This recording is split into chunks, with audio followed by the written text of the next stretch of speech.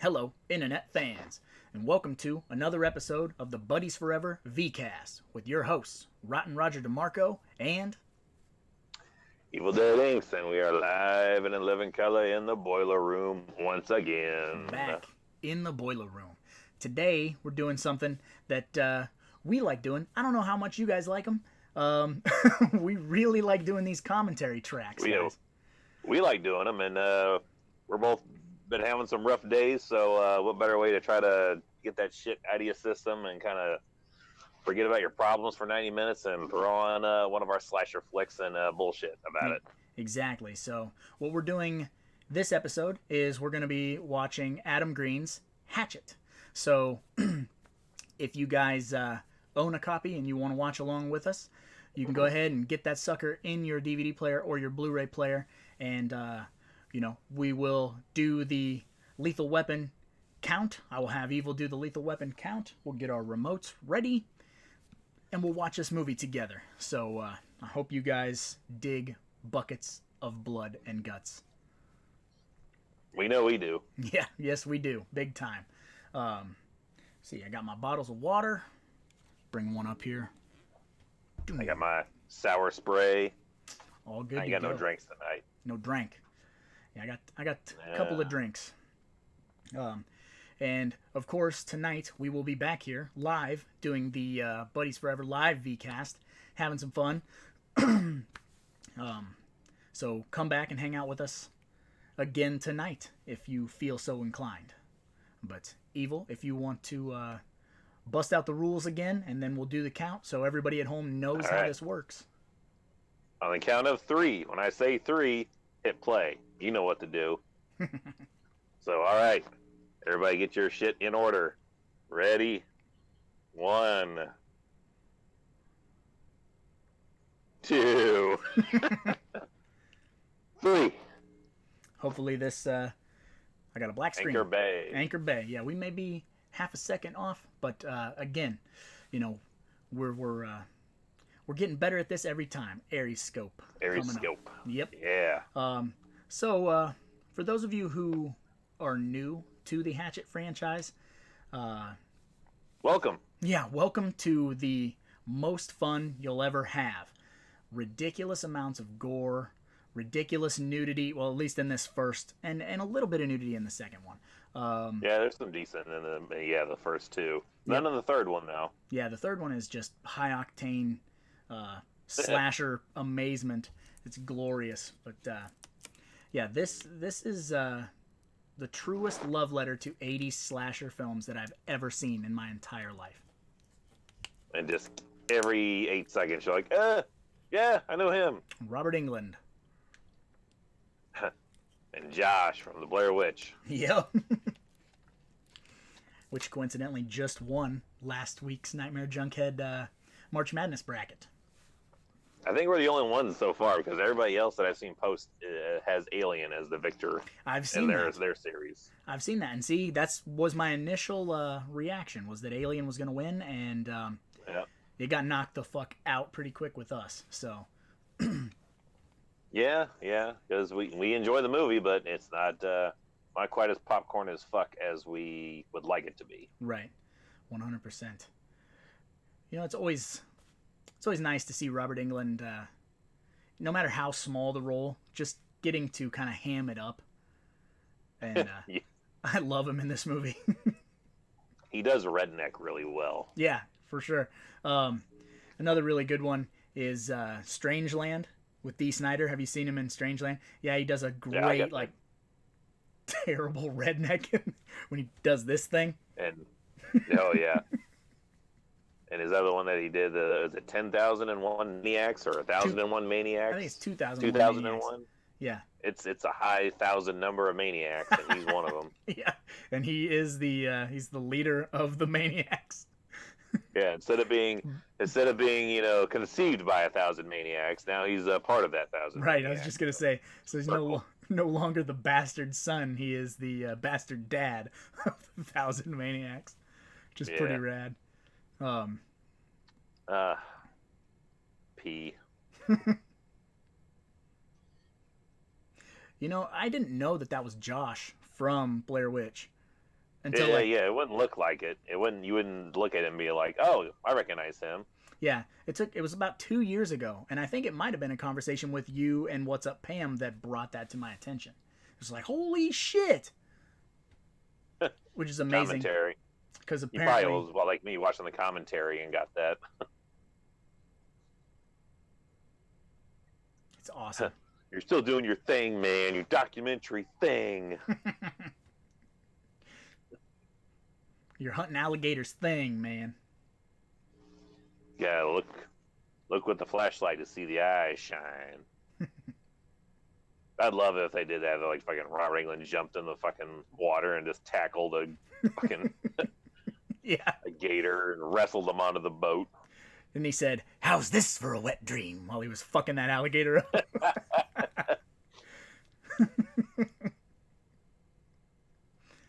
Oh, Jesus. Yeah, this movie, for those of you who have seen it, kind of has I don't know what I'm trying to say with the last half of the film, where a lot of it is you see the monster, you run from the monster catches you, takes one out, you run from the monster catches you. A lot of that going on, but it never feels like boring or like it's just getting beat into the ground. It's so like high octane silly the whole time. And this is the tamest of the series too. Like it amps up with each film. Like by the third one, it is way out there. Like Yeah. It's weird to say this is the tamest of the Hatchet quadrilogy so far, but it is. Yeah. Victor Crowley is relatively tame when it comes. I mean, and that's a tough. We use that word loosely, folks, when we say tame. Yeah. Because there's some super gnarly kills in Victor Crowley. This is like a Mortal Kombat fatality if it was put to 90 minutes on film. That's what I compare this series to. Is if think of the most gruesome MK fatalities that you've ever seen, and this is them in not real life, but more real life than video game. Yeah, and that's the best way I've ever heard it put when someone tries to describe these 4 films, because it's not just a slasher. Tons of blood, ripping an arm off. Mm-hmm. It hurts. See there, he looks like Chris Elliott. Yeah, he definitely does look like Chris Elliott. But these movies are like, they really fall into our category of popcorn as fuck, because they're definitely like a real horror fan can take them serious for what they are, but they are pure popcorn, wild films. Just filled. So let me ask, how did you get introduced to Hatchet? Like, where did you find it? How did it come across your radar? You see, yeah, you and I have talked about this before, and I'm pretty sure I know the origin story for you. I know that it was a trailer somewhere, but I don't think mine was the trailer that you saw. It might have been, but it feels different. I seen it to me. I saw it as a trailer on the documentary His Name Was Jason, and that was the first place I ever seen it. And seeing the head ripped open like a Pez dispenser. Oh, that'll sell you. So maybe go, you know what? I need to own this movie. Yep, definitely sell you. And then awesome.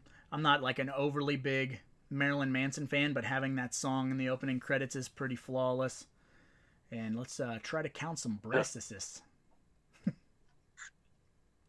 There's 2. 2.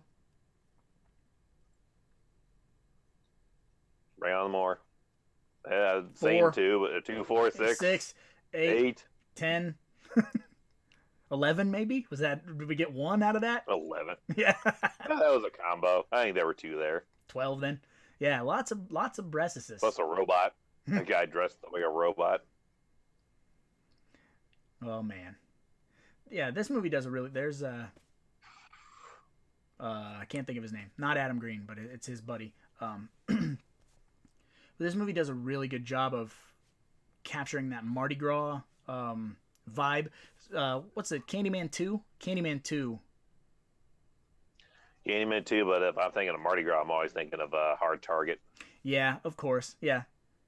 Whoa. Boom, boom, boom, boom, boom. Lots. John Carl Beekler. Yep. Lots of breastises there, and not your average breastises. Those are like regular, everyday lady breastises. Mm-hmm. I'll be honest, I like those more. Yeah. I like them real. Yeah. Yeah, not surgically altered. Not your typical standard. Like, give me something different. I like how an average ladies tend to be. Yeah, like you could actually meet them, like an attainable. Yeah. yeah. Maybe that's it. It. I have a chance. Yeah. There's that T-shirt that is in every one of his movies somewhere. That it's a comic book store, isn't it? Yeah, Newberry hometown. Comics. Yeah. Yeah. That smiley face logo. Joel David Moore, absolutely incredible in this movie, in pretty much everything. If you've seen Spiral, or obviously everyone knows him from Grandma's Boy. Hello. Hello. Hello, Fernando Fagabifi. But he does a great job of carrying this movie. The comedic timing between him and his best friend is fucking flawless. Marcus, is it Marcus? Yeah. He's good in not another teen movie. Scary Movie 3? No.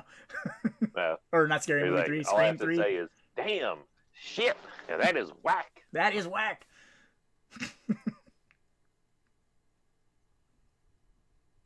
I defend this movie a lot too. That's important that I want to say. A lot of people who don't understand this type of comedy or type of horror, I have some close... Yeah, and let me tell you why. I have some really close friends that just hate Adam Green's style of filmmaking. Hate this, hate Frozen, and I spend a lot of time like, hey, it's okay that you don't like those, but here's what you're missing, I think. Like I try to break it down in like the nicest way possible without being like you're an idiot. But I think you should just stop doing that. Just go for the gut. Yeah, but I'm just not. Go for the Victor Crowley gut and rip it out. Yeah, because I don't know what like the criteria is for people. Most people want to be scared all the time, but that stuff can beat you down, wear thin. And a movie like this is just fun, And I don't see anything wrong with that. Neither do you. That's kind of like our. No, how many times can you rewatch that though? That's a big thing there. I love the movies that do that, but how many times are you going to go back and rewatch those? Yeah. Good old Tony We thoroughly got our money out of these DVDs with rewatching these ones. Yeah, well, and then like when I watch a Hatchet movie, 9 times out of 10, I don't start with the first one. I kind of jump right in the middle, but like I'll do either two or three.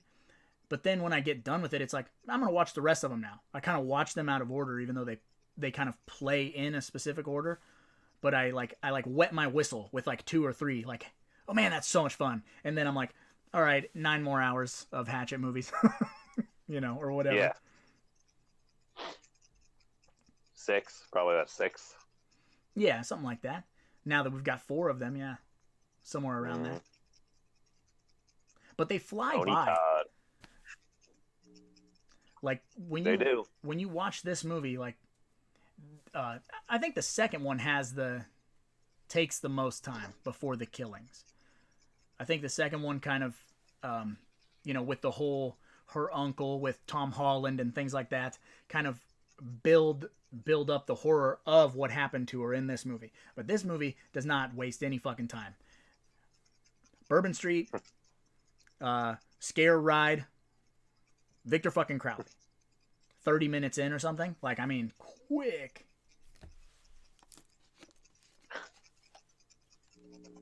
I love Tony Todd as like a semi-con man. Yeah, no, he's definitely a con man. Well, I think he's got like a little bit of legitimacy to him, so he's not a complete con man. But he's definitely like he's not out for anything altruistic. He's out for the dollars. Yeah, he's out to make his money. Watch your step walking on me sidewalk. Oh yeah, be careful walking on me sidewalk. that's another, because we've both got the opportunity to meet Tony Todd. He's one of those guys that really. He's like his character, kind of to a degree, in Holliston. That dude has energy for days. Yeah, he's got a lot of energy. He puts a lot into these roles. Like, I remember seeing an interview with Adam Green, and he was saying something like, man, we're getting ready to film. We have the scene blocked out and everything, and Tony Todd is like picking stuff off of tables and fucking with shit that's not in the page. He's literally just, I'm gonna try this, I'm gonna mess with this, or I'm gonna do this, like, wandering around. They got shit blocked out, and he's like just experimenting with the role and coming up with new things, and and he has a great comedic timing about him that you don't get to see often. No, and I feel like those guys have the best ones that you never get to see it. Mm-hmm. Just like Kane. Kane is excellent at it. Kane is super funny, dude. Oh, yeah. Thought you were dead. No. But and I think that also probably comes from the Aeroscope, like, atmosphere, because I assume from all the documentaries and from all the interviews with Adam that we've seen, and just meeting him in general and listening to the type of person he is, it seems like his sets are very, like, business minded, but also, like, he is not opposed to changing things and having fun and keeping the mood light. So I think that gives a person like Kane or Tony Todd, who are like these ultra stoic, tough people, gives them like a chance to cut loose. Because Adam thinks it's hilarious. Yeah, absolutely. I would too. Yep, exactly. Two more. Yep. That's like the final two set right there. Mm-hmm. Enjoy them. Just over and over and over again. We can see a little bit on the Bayou Beavers tape. You look like my science teacher. Sure. No. Good old Shapiro. Tits Ahoy. You heard of Tits Ahoy? No? Tits Ahoy. Oh, shit. And that'd be a cosplay you should do if we ever get to meet Adam Green again. Is a captain suit with a pair of fake breasts on it. Yeah, like, look at me, I'm Tits Ahoy. Nice. The blonde girl, Mercedes McNabb. Mercedes McNabb. Right. She was in Addams Family and Addams Family Values, correct? She's the blonde girl always gives. She was also in the first couple seasons of Buffy, and then moved on to being in Angel, where she played the same character here, a ditzy blonde that ends up getting turned into a vampire. Nice. I'm not super well versed in the world of Buffy or Angel or. I was. I mean, I'd have to go back and get reacquainted. Because it's been probably a good 10 years, but I do have all the both the series on disc, so I could go back anytime. Yeah. I just haven't. Now the final girl of the Hatchet franchise, Perry Shen. Yeah, absolutely. Final as in again, and he dies, and he comes back again. I love that joke they play in the third one too, of like, "Oh, you think just all of us Asians look alike?" It's hilarious, and that's genius. That is genius. He works that in every one of these films too. In every Hatchet, he says it's hilarious, which is fucking comedy gold. So, yeah, I absolutely love it. Speaking of that, have you gotten to that book yet? Megan has. I have not got there. She is close to finishing, or maybe she did finish, and I just haven't started, which I can't wait to do so. Mr. and Mrs. Permadio. Yup. So good, dude. Sure. No. And if any of you are Richard Reilly fans, and you would know him from stuff like Office Space. If you have not seen Chillerama, I highly recommend checking out Chillerama, so you can see arguably, in my opinion, the greatest character that he has ever got the opportunity to play. And he does that amazing monologue fighting off all the zombies, where he just says every action movie famous, one-liner. yeah, every famous movie line ever put to film. Fucking great. And if we ever meet him, we're gonna have him sign all of those on an 8x10. I don't care if it costs me $100. He's gonna love you, man. Hope you have all that printed out so you can look at it and just write it over. Yep. Just bring him like 3 different Sharpies, you know? Yeah. Because they're gonna die. I always remember him as Principal Beasley from Jury Duty. Yeah, yeah. It's Mary. Like a Pauly Shore comedy. And Beth. No, I love Jury Duty, man. It's been a while since I've seen it.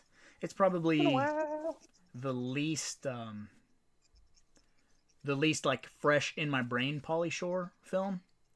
Which that's a sentence that I just said. Yeah, how's that feel? You know, I know all the Pauly Shore movies, but that's one that's the fuzziest in my mind. Yeah, yeah. No, I'm definitely more of like an In the Army Now or like a Son-in-Law or Encino Man. Yeah. Do those hits. Do not go past Jury Duty. Yeah. Do not go to like Pauly Shore is Dead, because that thing is fucking weird. I have never seen that. I don't know. So that is like, we were watching it and I leaned over to like 2 or 3 people that were watching it with me, and I was like, I feel like this is a semi like documentary that's going to reveal him being a pedophile at the end of it. Oh man. Yeah, that's sort of like that what's that Joaquin Phoenix one? I Am Still Here or whatever. That like fake documentary about him. I never saw that one. I was like, Walk the Line? But no, that's where he's Johnny Cash. No, yeah. It's like a fake documentary, so it's not real. But I've seen the cover of it. I know what one you're talking about, but I haven't seen that one. He does a bunch of coke and becomes a rapper. Like it's weird, dude. So how do you feel about our lead heroine being replaced for the rest of the franchise? And she's a different girl in this one. You know, I like this Mary Beth Dunstan, and I understand why they replaced her. I think it was money situation. She wanted a little too much money, and you know, you're not gonna tell Danielle Harris no. You know, I mean, at some point she would have been in the franchise, whether it was, you know, she would have been someone else. She would have been worked in, because she's awesome. She's shorter than this Mary Beth, but yeah, God dang it. Yeah, I don't know anyone that is shorter than Danielle Harris. Like, even she was wearing like 6-inch heels when we met her, and she was still like 2 feet shorter than me. Yeah, she's wicked short, but I like the Mary Beth that she plays. I don't have anything against it. She actually kind of makes her, you know, pretty tough. The only thing that I've ever had a complaint really about Danielle Harris in the rest of those movies, and you'll never be able to unsee it. The entire time she's on screen, she has one eyebrow. I can't do it. One eyebrow fucking cocked way up high and the other one down normal. Every single scene in all of the Hatchet movies. Megan, so much so that Megan just doesn't even call her Danielle Harris. Megan just calls her the eyebrow girl. Because she's permanent people's eyebrow. Permanent people's eyebrow. It's a little distracting when it gets pointed out and you're like, geez. That'd be awesome. I'd love to take a picture of The Rock now and have it signed to Megan from her this year at Con. They'd be like, why am I signing a picture of Dwayne Johnson? They're like, it's gonna be funny. Just like, please do it. Please do it. Fanny pack. Yup. Wearing the fanny pack. Scare bus, baby.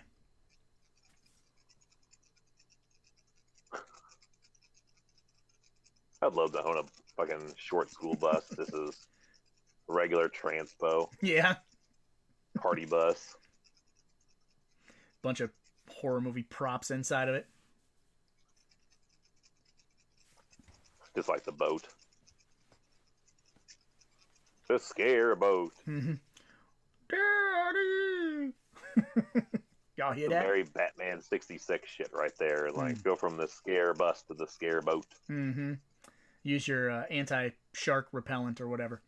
But bring down the bat repellent shark spray. Yep, that's what it is. Probably just punching the fuck out of that shark on his Yeah. leg. Bam, bam, bam. Bitch ass shark.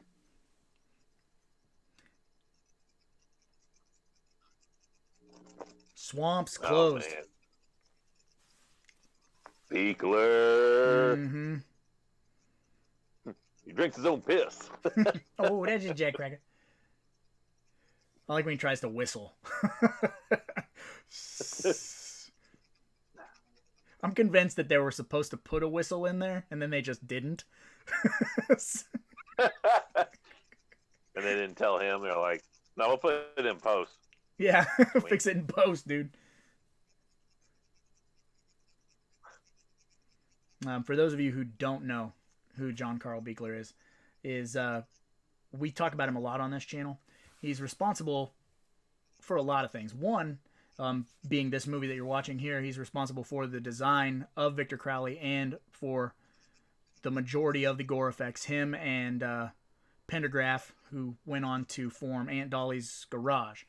But most notably, he is responsible for Evil's all-time favorite Jason look. The New Blood. Mm-hmm. And directing that film as well. He's a genre heavyweight. And it's... Oh, God. Here comes the piss chug. Oh, that looks terrible, too. it does. It looks like he needs to drink a glass of water. It's dribbling off his chin. Oh, that's good. Good to piss there. Can you get sick drinking your own piss? Even if it's your own?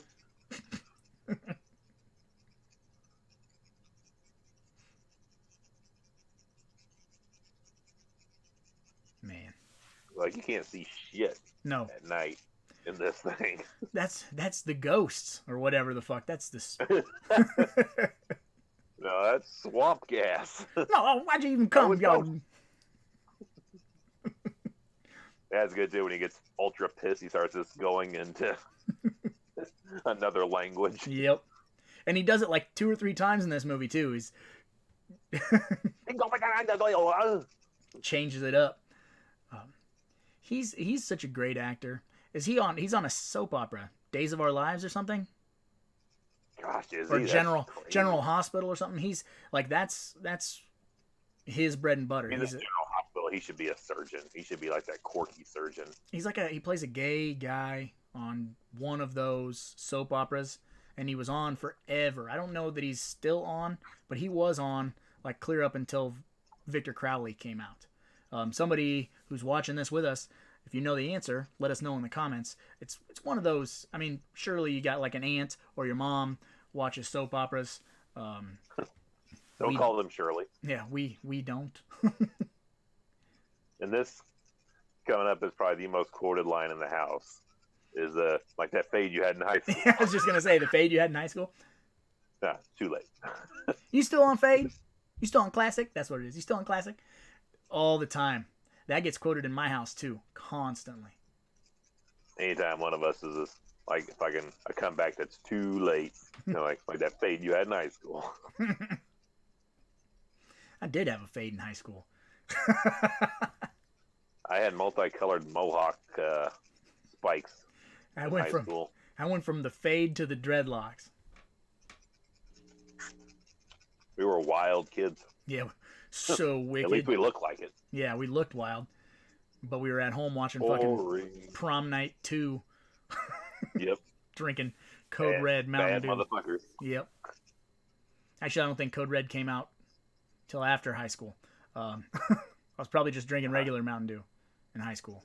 Putting red food coloring in it. Mm-hmm. Johnny Day?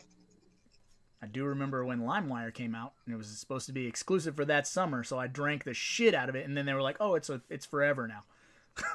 Oh, I was thinking LimeWire, the downloading service where I was or at school LiveWire, putting up a bunch of music to download to my home computer. Oh no, I had that too. We all gave our computers AIDS when we were in high school.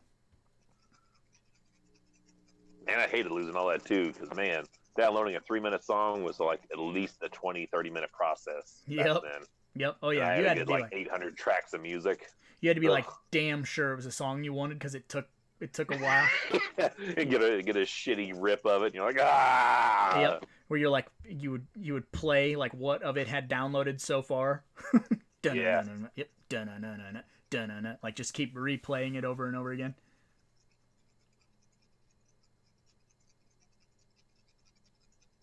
This came out what, 2007? This was a 2007 deal.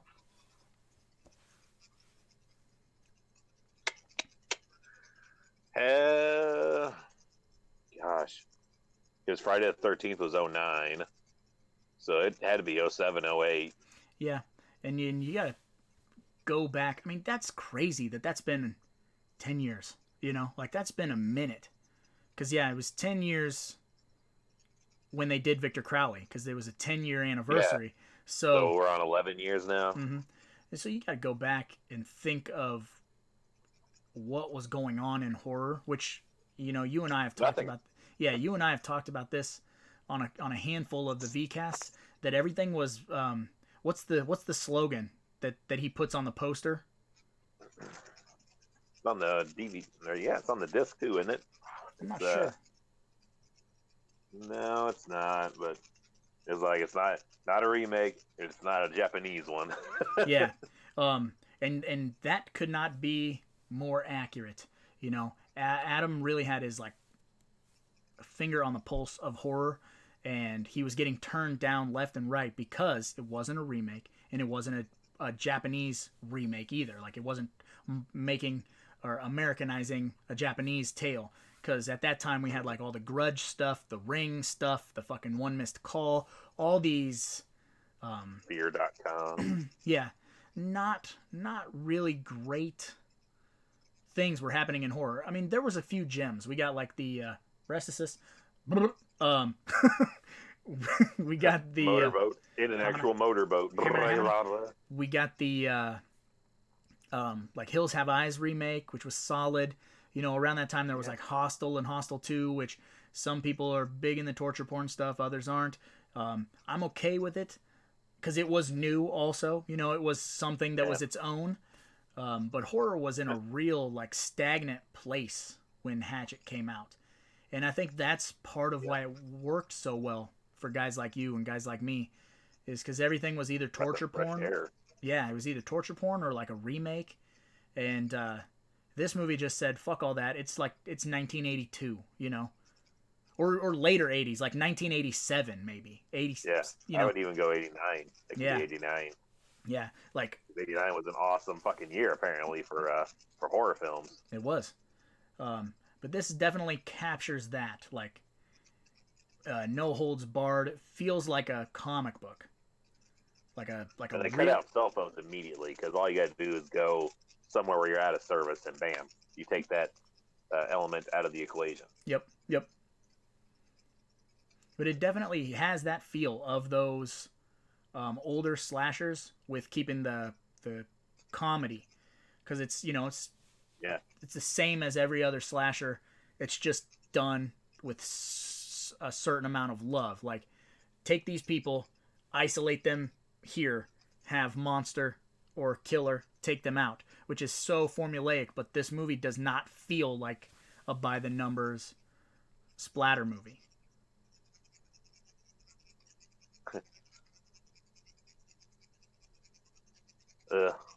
And then also one of the big tropes is like trying to work in the rain. Yeah. Or fake rain because it's super cold. Yeah, and that would suck. Like, you just immediately like sympathize with the people while they're filming this. That are in it for 8 hours a day. Mm-hmm. Freezing their asses off in a fucking swamp.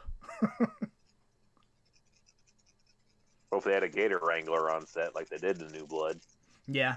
So they probably shoot one if it comes up. They probably did. That'd be interesting. Go back, check out the commentary, and see if. Yeah, I was like, did they shoot this on location? I feel like they did. Yeah, I feel like they did, because I know that they mock trailered in New Orleans, and I would assume that they probably went to New Orleans and shot this. Why go there and mock trailer and location scout, and then not end up filming there?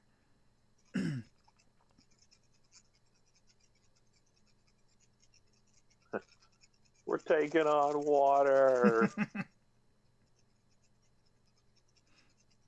Huh. We're not sinking. We're just taking on water.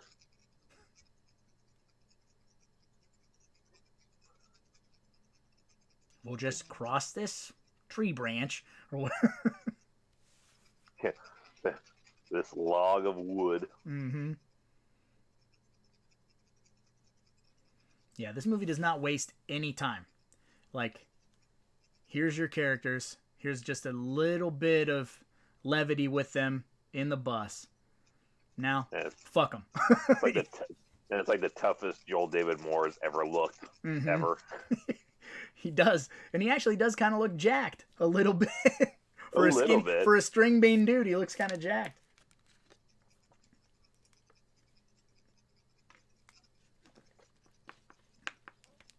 Here we go. Climb out on the broken tree branch. And like the bonus features, they like talk about how he stayed in that water the entire time too. It's been a minute since I've watched them. I would need to go back and like he's stuck in the water here, and they're like taking breaks, but he's like, "I'm good right here. I'll hang tight right here, so you don't have to set up lighting and shit." Yeah, if that's legit, dude. That's Richard Really, man. Wow. I feel like it is. I want to say that's also in the commentary, the making of, or it's on one of the movie crypts. I know it's somewhere in there. I swear I've heard in there like it. That kind of kept other people from bitching and complaining because, like, man, look at this guy. He's older than all of you, and eating his lunch on a log. In this water. Yeah, like he's just hanging. You know, that reminds me of the Return of the Living Dead documentary where they're talking about James Karen. Oh, running through the rain. Oh, they're talking about him, and he says, just be thankful because we're working. And how everyone on the cast kind of resented him for that, or at least that one Chuck sort of resented him for being happy while they're filming some B movie, sweating their asses off. And now you fast forward. They are too, man. I swear, like Miguel Nunez looks like he is miserable with sweat in that movie. Like it was really filmed in July, hotter than fuck. Yeah, yes, it looks like I feel uncomfortable watching it. Mm-hmm. Sweaty, gross. But like that's a different caliber of an actor, a Richard Really or a Jimmy Karen. He's wearing Crocs with socks. Dude. That's his fantastic. That's so fitting for his character. Yeah, no shit. But there's just a lot for the younger generation to learn about. He's just worried about his camera. all those breastises lost to the water damage. Show me your titties. That was a Final Destination 3 reference. Don't get many of those ever. Frankie Cheeks is old school.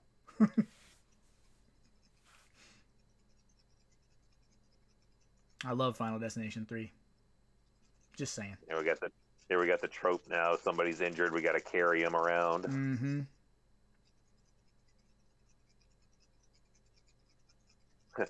We can't leave him. Fuck that. I'll tell your story. Yep. I don't have to outrun the bad guy. I just got to outrun him. Just got to outrun Mr. Permadio. Yeah. No problem. He's the proverbial Bugsy in this movie now. I'm driving that boat back to town in reverse.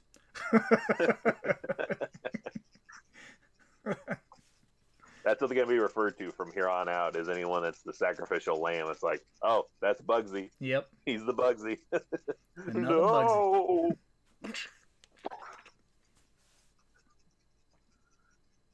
He's better than shit. Mm-hmm. I can't picture Daniel Harris wearing that getup though. Like that shirt, that button shirt is not like I can't picture that on Danielle. Right. Yeah, she always she dresses a lot more provocative. To say the least. Yeah, say it nicely. You got it. I got no complaints about Yeah, how she dresses, but yeah, she knows what she's got, and she doesn't mind teasing what she's got to anyone that's gonna see. She know what she doing. Fucking Yeah. Miss Parker. Yeah, we got told a story about someone that went to her when she was at one of the hotels staying for a convention. That somebody we know went up to go meet her for like a actual like legit business proposition for something, and yeah, she apparently opened the door, and she just like in regular life, she's wearing like that top of the line Victoria's Secret, catalog level stuff, answering the door and that shit. So Opens the door like fucking Dana and Ghostbusters. I'm the key master. Yep. What? Nothing. What? I am your keymaster. Call the locksmith. I'm glad I brought this. I brought that 300 cc's of Thorazine with me.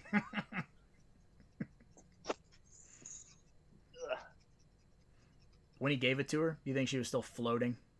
Because that would have been pretty rad. Yeah, it is like just shot her in the butt while he's up here. Dude!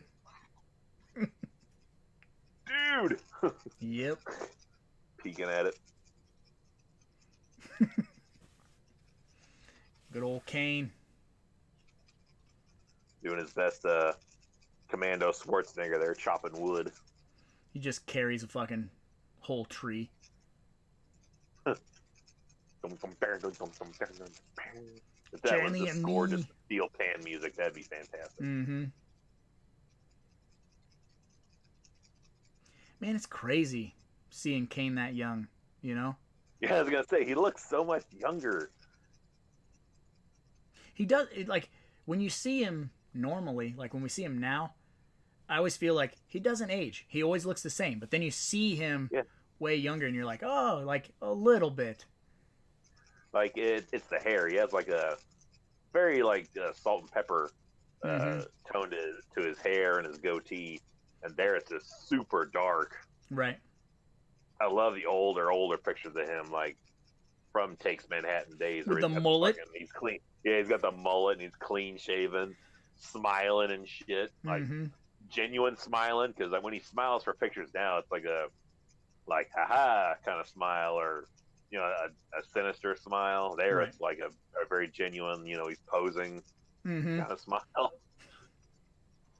Like, oh, young naive Kane. Yep. And then here we're getting the backstory of Victor Crowley. I'm surprised that's not the silver shamrock mask. That would have been amazing, dude. But like any good slasher, the motif has to be revenge based type of revenge. Deal. Some tragic backstory. Yep. And that's another good thing about the character of Victor Crowley that not a lot of people talk about. You and I have talked about it a handful of times. How the best monsters really are monsters that you can somewhat sympathize with. They've been done. Understanding their motives isn't a huge stretch. Yeah, and they've been done wrong. So while you're watching it, you're kind of like when you watch Frankenstein. You're sympathetic towards him, and you don't want him to be like taken out by a mob of people. With this, they give you just enough to make you slightly sympathetic. I just noticed that too. Like, it's very subtle there, but the close up on the jack-o'-lantern, he's got that slit between the eye and nose. Oh, like the Halloween. Halloween. Yeah, I had not noticed that before, but I'm watching it on a really big screen, so whoa, I see you did there. Oh, you got it on the projector? No, I got it on my TV. I wouldn't probably be able to see it on the projector. That's fine. It's not a huge line. It's a real thin line there, but I'm like 3 feet from this 60-inch TV. Yeah. I just got my little 27-inch here, kicking it. My donated 60-inch TV from Mom. Thanks, Mom. It's going to good use. Yeah, she's like, this is too big for my bedroom. You guys want it? I'm like, yeah, I'll take that.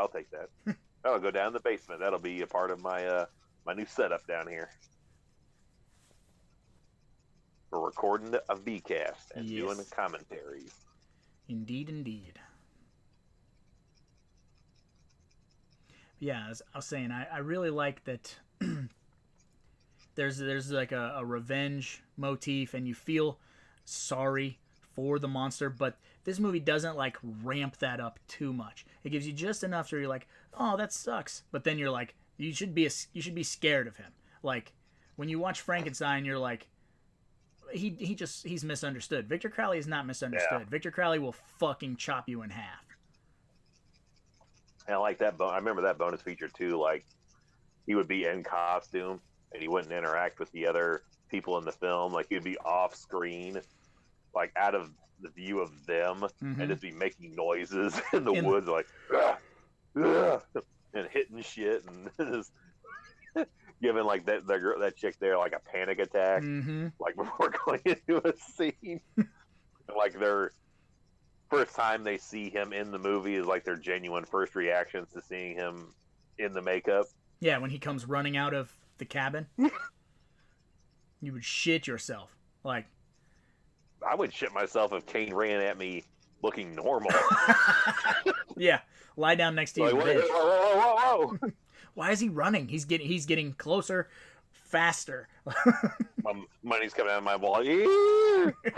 Yeah. Take anything, like fucking Jason Lives shit. I would. I'd be like, you take it all day. I just throw everything out of my wallet. Credit cards, whatever you want. Kane needs your clothes, your boots, and your motorcycle. You can have them. Take it. Ah. Then you come by and be like, what's going on? And he reaches into your pocket and pulls out sunglasses. Can't let you take the boy's wheels, Sonny. Get off. We have to get down. I'm not trying to throw down with Kane in any way, shape, or form. It's not happening. Yeah, but I guess that'd be too easy. I guess if you're a cruel man, I'd be like, which of the Jasons we still have around, which would you be most confident you could handle yourself, at least to a degree, with in a fight? In a fist fight? Well, Derek's out. Yeah. Ken's out. Yeah. I think I could kick the shit out of. I feel Ken, you could just punch him and he would just like spit a tooth out and start smiling. Like he wants you to hit him a few times to build up confidence. I think I could take Ted White. That's why I was like, well, that's why okay. In the condition they were, the age they were when they filmed their prospective movie. Oh, which none of them. No, but which one do you think you would do the best against them? Tom Morga. Yeah, I get you. Yeah. Want these? I would say, I'd say I would have 100% confidence you could probably take Ari Lehman. Well, yeah, I didn't even think of that. That didn't count. Young, like as old as he is now, or either way. Oh yeah, no, yeah, that's fine. He'd be too constricted by his leather pants to be able to get any high kicks on you or a runaway. I'll break his arm. That guy rocks leather. He does rock leather, which you got to imagine that his thighs are just like covered in rash. Or baby powder. I think baby powder. He just takes his pants off and baby powder's everywhere. Like if you got close enough to him, you would just smell baby powder. Yeah. Like, he's like, you smell that? And he goes, no. Baby powder? You changing diapers? Oh man. Must be your upper lip. Yep. Oh yeah. Here comes the Boom. Big twofer. Just they that should be a shirt too, is officially deader than shit. Deader than That's shit. what these two are about to be. Yeah, right there. I wouldn't even be standing and watching. I'd be like, heart attack, toast. just collapse. Like I just saw Action Jackson. Yeah. Man, and I mean, like, you look at this, these two kills fucking set the tone. These two kills say, fuck what you've seen, you know, like. Oh man, it's shot so well there. Seamless. Pop, yep, gone. He is a little clunky, like when he's running right there, like. Yeah. The a little bit of like some Hunchback, Notre Dame kind of run. Yeah, some Elephant Man. Very like Elephant Man, which his face does look a lot like that Elephant Man design. Yeah. But it just seems like this makeup in this film was pretty restricting for Kane. Yeah, it's way different in the face from parts 2 and 3. Mm-hmm. Like the hair looks different. Right around the face area. Yeah. The eyes, like you can see Kane's legit eyes. In the other ones, The other ones, yeah. And this one, yeah, he's the contacts and tons of shit all around it. Like, it looks more intense in this one, but it looks more like him to a degree in the other ones. Yeah, I think they actually had to CGI one of his eyes blinking on this movie because the one could not blink. But don't quote me on that. That I don't know that for sure, but I feel like I heard that somewhere. But that's genuine right there. That would be a genuine one of us is like, I'm climbing this tree. I'm gonna stay in this tree till you come back with a whole lot of authority and maybe a chopper to get me out of here. And some guns, yes. That would not be one of us. That'd be the two of us, and we'd be like making room for each other on that big ass branch. The standard, everybody splits up, or at least they lose one person when they take off running type of deal. Yeah. Which, man, I hope for whenever he gets to the next one that he's actually like running the streets of Mardi Gras. I would love that. We talked about that. Yeah, we talked about that. Yeah, like he just straight up Freddy versus Jason is hacking the shit out of everyone at a cornfield party that's going to town. I would love for it to start at the hospital morgue, for him to wake up in the hospital morgue, fight his way out of the hospital, so you get a little bit of that Friday 4, Halloween 2 vibe. I was gonna say, they got to do that shot where they're putting him in. You get a little bit of breath coming off of him. Just, you get those two movies, and then when he gets out of the hospital and is on the streets of New Orleans, you have Jason Takes Manhattan, like a total homage to Jason Takes Manhattan, and then he chases the people to a police station, and then you get like assault on Precinct 13. You get an assault on Precinct 13, but you get like every standard like big badass killer movie that ends up where a killer wipes out a police station. You get like your Maniac Cop 2. Turns into Maniac Cop 2. Yeah. All kinds of fun, and Adam could totally do that and just knock it out of the park. If he does a Kickstarter, I'd throw fucking money at him. 5 has to be the most. I mean, it's got to be blood saturated, soaked. It should be that DVD should be dripping still when you pick it up. It's an imposter, Victor. We got away with it too. If it wasn't for you pesky kids. Hire Tom Morgan or Dick Whalen to do that reveal there too. So much blood shooting out of this fucking neck. I can see my back. Someone told me my ass was so big. It's glorious. Spurt.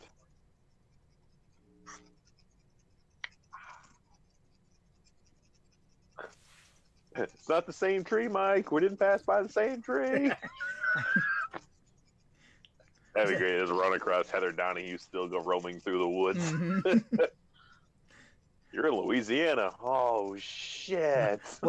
What killed this dead mouse? How about God? My God. Yep. Yeah, I really don't. again, I don't understand the people who just don't vibe with this movie. I mean, we're laughing and having a good time, and I feel like that They're just genuine cinema snobs. mm-hmm. Not like our cinema snob who pokes fun at that type of person, but the one who's genuinely feeling that way. Right. Is the horror cinema snob. I've never understood that. You're not brought up on this well to get it. Mm-hmm. Okay. Can we start over? Punch. Spear. Goldberg. You're right. He is really big. Joel David Moore is really big compared to all the other male leads in this movie. Yeah. Yeah, he's not the dude I would be like, yeah, he's going to be the one that separates the fight. Yeah. Yeah. He's got like a Transformers lunchbox, and he...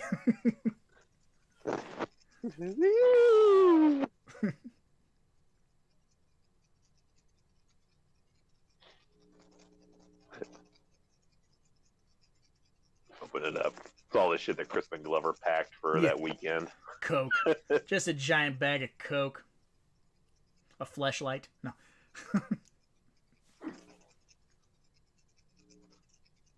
Well, what a movie that'd be if it was straight up a bag of cocaine.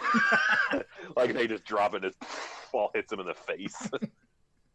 All of a sudden they could just outrun Victor Crowley. Yeah, no shit. Or they fuck up and they throw that bag and it hits Crowley in the face. And then they're in big Crowley fucking trouble. Coke. Yeah. Big fucking trouble.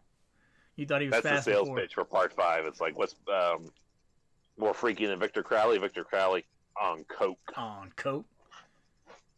Yeah, he stumbles across a cocaine manufacturing. Yeah, it's like Tropic Thunder. Yeah. Just buries his face in it. Mm-hmm. Fucking guts a panda and wears a panda. Guts an alligator. You'd have to gut an alligator and be wearing an alligator. Amanda, that probably wasn't even her real name, man. You get a shitload of lime.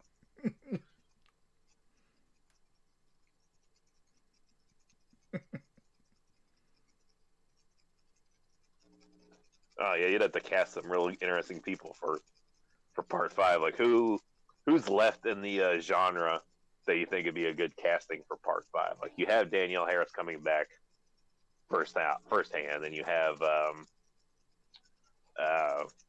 I'm blanking on her name from Holliston, the final girl from part 4. Daniel Harris. No, not Danielle Harris. From Holliston. Oh, Laura Ortiz. Yes, Laura Ortiz.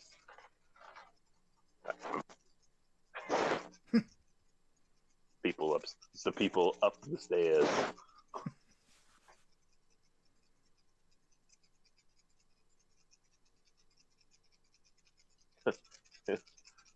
I missed the. So you didn't work for Bayou Beavers? Which I decided if we ever do like a competition thing again where we're a team name and it's not the damned enchiladas, the Bayou Beavers. It's the Bayou Beavers. Secondary. Nice. Yeah, I'm down with that. And after that, then it's Tits Ahoy. Tits Ahoy. We all just dress up as pirates with fake breastises. That sounds like a blast. Great bowling name too. Yeah. That's a bowling team. Bowling shirts too. I'm down. Let's do it. Ew, Scott Barnes called me? Which I love is a total running joke throughout the rest of the films as well. The Scott Barnes joke. Vince Barnes, good. Because they do that again in Victor Crowley with the phone. Scott Barnes. Bunch of... I'm trying to think about in 2 where the Scott Barnes reference is. I don't remember the Scott Barnes thing. I guess I need to rewatch and pay attention to that bit. Yep, that's a total reoccurring dealio.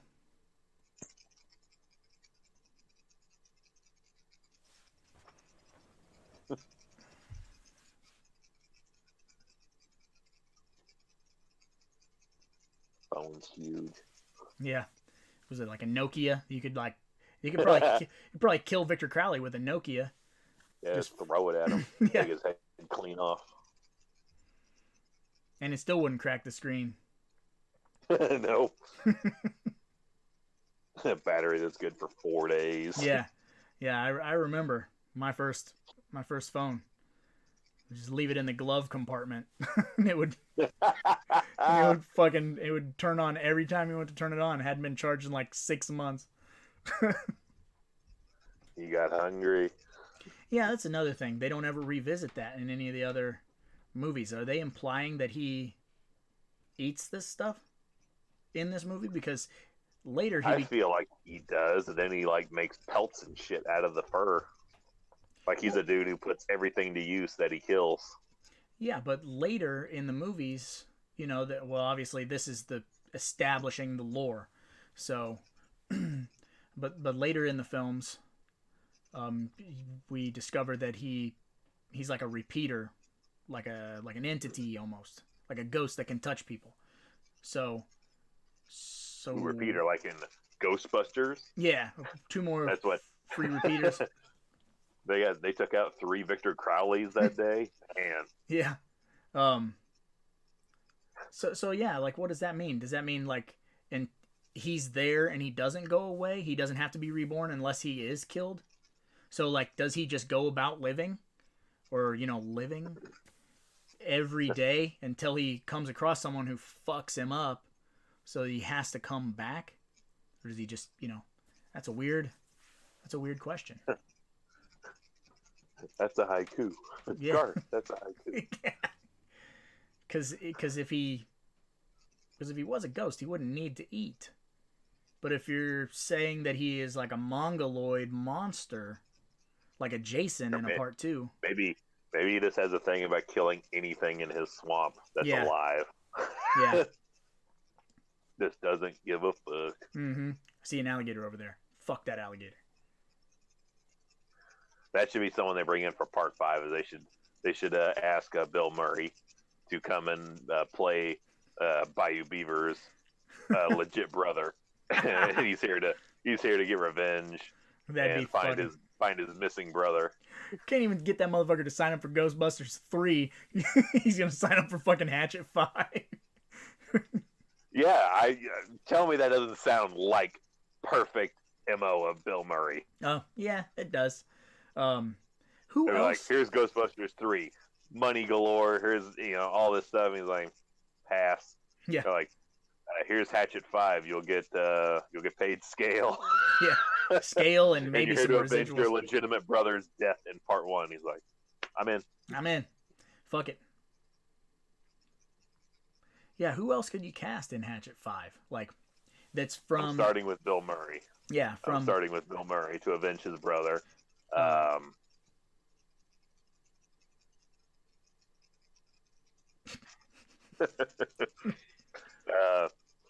don't know why, but the next name to pop in my head was Craig T. Nelson. That'd be pretty funny. No, I mean, we've only had... Just give him another character like Beekler's character, just a hanger-on at the swamp area. Yeah.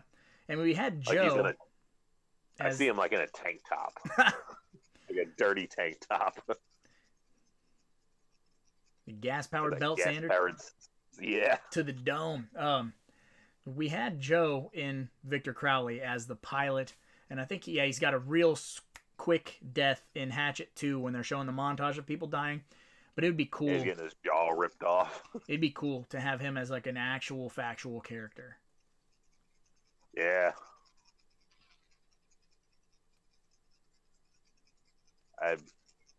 I'd be super down with that.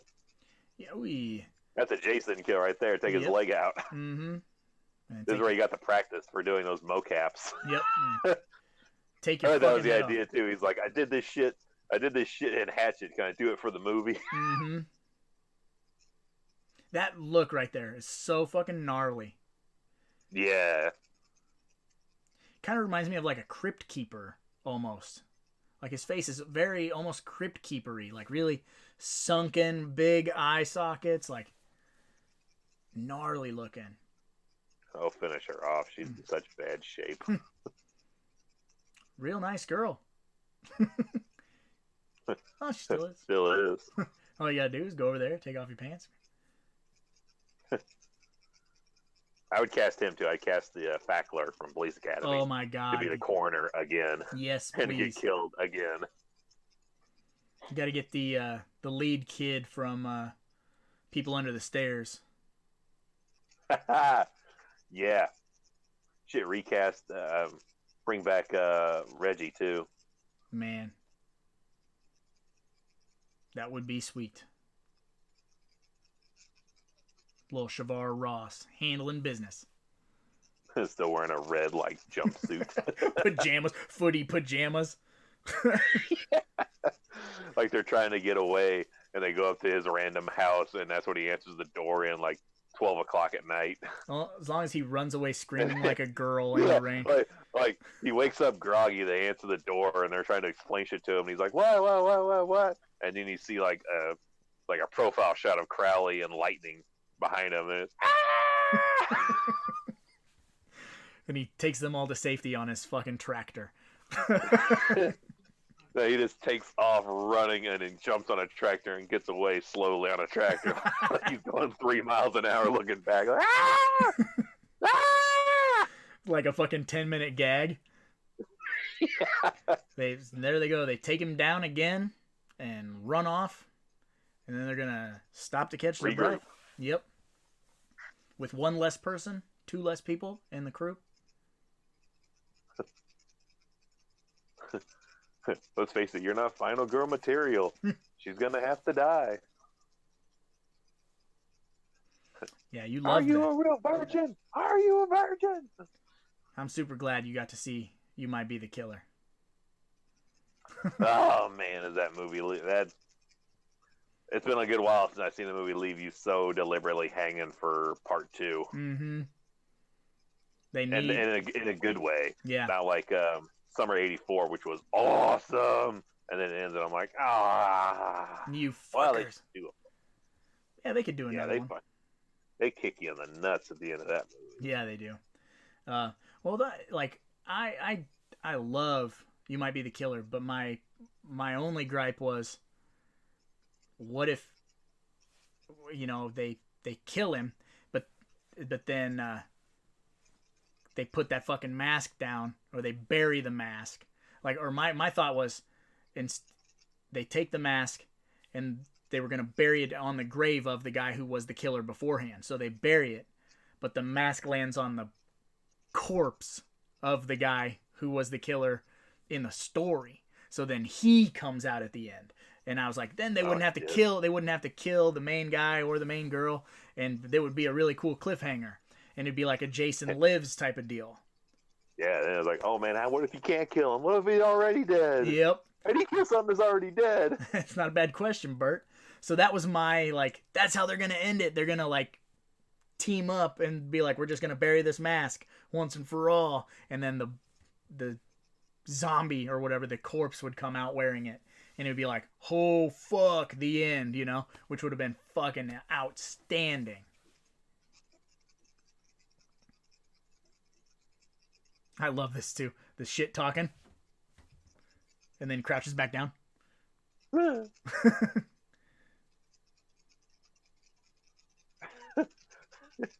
He just looks so terrified holding that fucking pitchfork. Yep.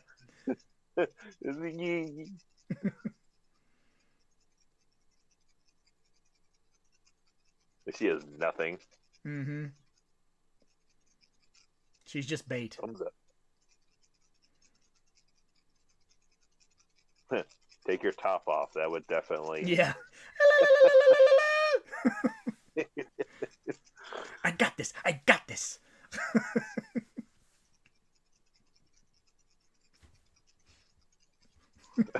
That look to it.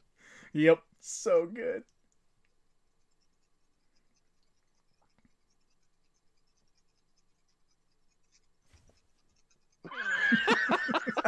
Friend will whoop your ass again? Bitch.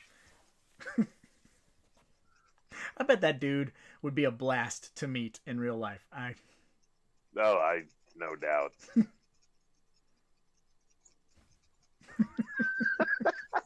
Every time. Yep. It's flawless, dude. Like, the comedy in this movie is so perfect. It's not like overwhelming to where you're like, oh Jesus, you know.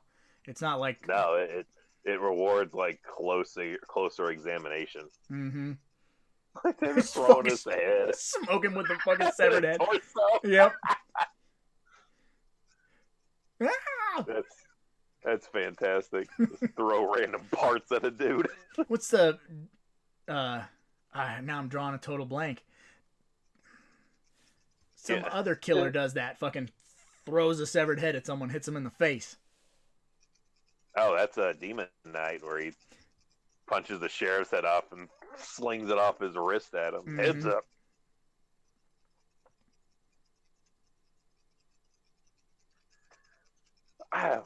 Man, we would also be so fucked. You know, I never in my life have ever, to this day, run into someone with one of them lighters. Like a Zippo lighter?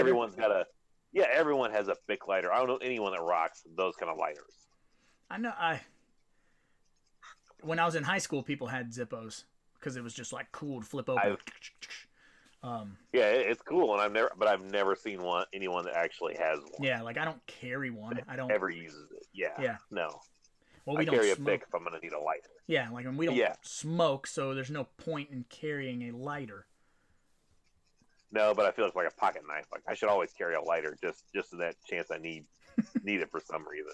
Pocket knife and a lighter just in case you have to build it. It's like Escape from L.A. or like stick matches, plain old fashioned stick matches. Never know when you might need them. Yep. No, it's bullshit. He didn't fucking need them in that movie. I wish he would have needed them for something. Yep, that would have been fucking rad. What's it like the first episode of MacGyver where he's trapped in that attic and he fucking makes a fucking like a rappel line out of fucking like I can't even remember. It's like a paper clip and a fucking I know he used chocolate bars as like a glue for one episode. Then he used like pine cones as grenades or landmines somehow. It's been a while. That's a series I need to just own. Yeah. I had the first season on a like a real shitty DVD copy, and I ended up trading it off. I'm like, I'll get the whole series when it comes out in a nice smaller box set. I need to do that. Man, that's a series that's just like life lessons to learn there. I'm gonna leave that knowing shit. Yeah, it's ridiculous and fun. It just reminds me of being a kid watching MacGyver and being like, wait, what? You know, that whole Mr. Wizard type deal. Man, that reboot didn't last long with that series either. I was like, that kid's too fucking young to know that much shit.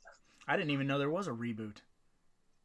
They rebooted that show, and it's like not a kid, but like to us, like, oh, that's a fucking kid. How does he know all this stuff? Like, right. Richard Dean Anderson looks like he's perpetually 45. Yeah, with a sweet mullet. And this kid looks like he's in his early 20s doing this. And I'm like, this is not gonna work. And we're running away again. Again. We found him. Mardi Gras graveyard. The front door is open. Gross. Again. Yeah, it's nasty. Blah. Ugh. Come on now.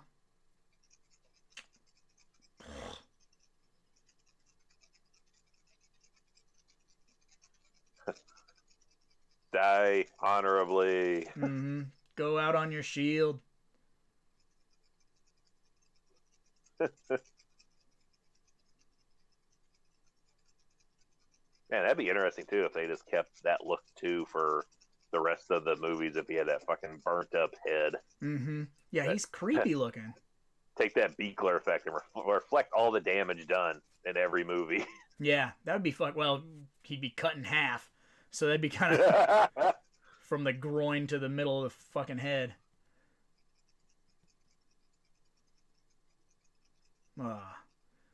Adios, my friend. There you got another Friday the 13th kill. Mm-hmm. Look at how, I mean, he is fucking awesome. Just awesome. Right to bed arms. He fucking just beats him. Sleeping bag kills him against the green Yeah. tombstone. Yep. That's great. There it is. Douchebag wannabe directors who think they're gonna create the next horror icon. Horror icon. Like that ad lib? Nice ad lib, Dick. You like that? Real puke there. Ugh. Gnarly.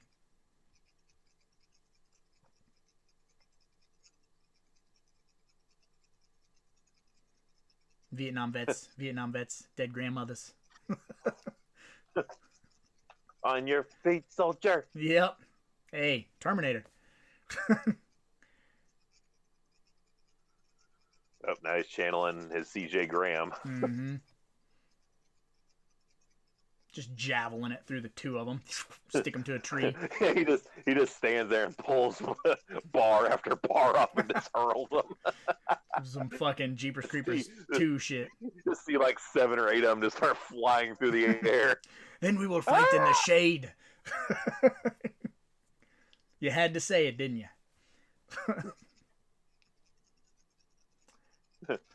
I just imagine. Yeah, I just imagine what that's doing to his foot inside of that, you know? Like that is fucking you up. You will never be the same.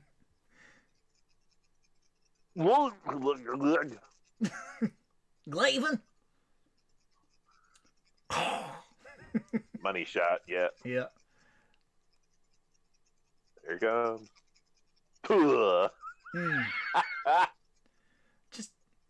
But look at that fucking detail in that sculpt and in that paint job, dude. That is outstanding. Yeah. He's a real mess. Yeah. That's a new meatball head right there. Yeah, it is. Burnt the foot. Stabbed through the neck. Burnt the fuck up.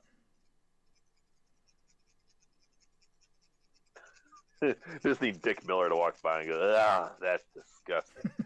I hate swamps. Only one way out. And see, again, we were talking about how fast these movies fly by. We are at the end. Yeah, this is the fucking home stretch of this movie. Because it ends, like all the Hatchet movies, they end super abruptly. Yep, and then the best part, the next one picks up right where you leave off. Mm-hmm. Which would be really fun to make a super cut of all these movies and just make like a 6.5 hour movie. Cut the opening credits of the other movies out. That should be the ultimate Blu-ray release of all Hatchet movies, and just cut all the credits till the end. And do it like an anthology cut. I could do it. If you want me to do it, I can do it. You want me to cross? I'll cross. Yeah. Wiggle your big toe. Yeah, both sides of it. Because it's fucked up. Oh, your little piggies are split. Mm. Yeah, let's tie this shirt around it. You'll be all right. It'll be fine. It's perfectly fine. I ran it under a cold tap. I'm quite all right. So good. Maniacs running wild.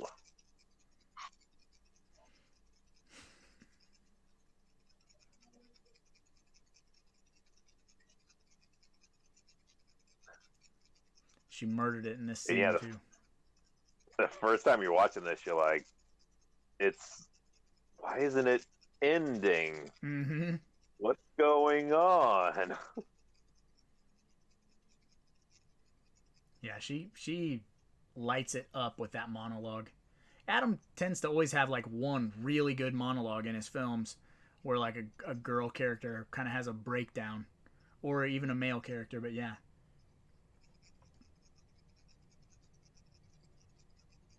And this was a good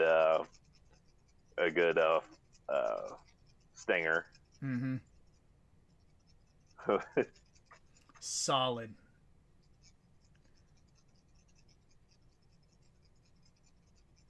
It's a Because great. they go back to established shots where he's constantly sticking his hand in the water, Mm-hmm. but you don't think anything of it when, from her perspective, you see the hand. Right. And then it's surprise. They lend you a hand. Oh no! He should just be there. I'm sorry. You're fucking kidding me. The end. And bam. And you are left going, what the fuck? What the Where's fuck? part 2? Yep. So that. Yeah, you're left like Shocker. What the What fuck? the fuck? Yeah, definitely Horace Pinkers you at the end of that movie. It's a fucking blast, top to bottom, super fun ride. And again, like I was saying earlier, not sure why there's so much. I guess there's not a lot of hate to the movie, but there are certain people, certain pockets of people, horror fans, that don't really dig that. And They just don't know how to have a good time. yeah, and I are both really into it. Have a good time with it. Think it's super fun, and it's a go-to movie for the pair of us. The whole franchise is. Absolutely. Really fucking enjoy it. So that was Another slasher down. Yeah. We're going through the slasher lineups. Yep. Leave a comment and let us know what films you would like us to do commentaries for. We have, between the two of us, we have quite an extensive library. Yeah, we're covered pretty well. Yeah.